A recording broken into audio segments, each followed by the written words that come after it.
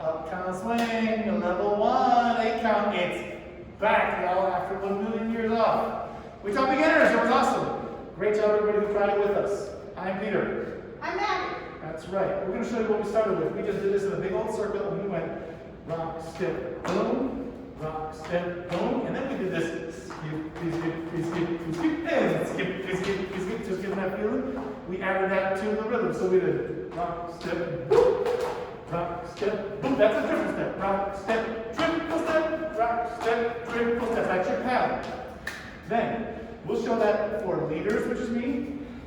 Followers, me. I'm going to start with my left foot. I start on my right foot. This is good homework for at home if you're a new dancer. Just do it in place, just like this. 6, 7, 8.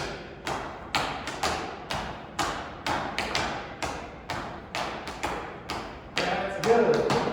If that's a little tricky for you in place, these are the steps that we really practice with. We start with a flip-flop.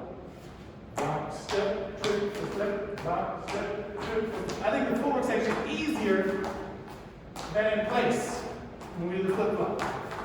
Then we did the yo-yo. I hold a hand, I move my follower all the way in front, so I have some step. I'm not turning gears. Followers doing very much the same thing. Then we did one more step, and we kind of halfway got through it. This one is called the Lindy Circle. I don't think I said it in class. Sorry, it's been 2 years. The Lindy Circle is this one. It goes like this.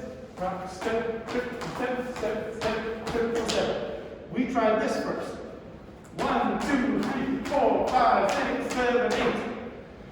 That was just to get the feel of it. The practice is, leaders, you go in front of the first half. Followers, try to do your rhythm in place and get scooped up. Rock, step, triple step, step, step, triple step. Hey. That's it, y'all. We'll get more practice next week.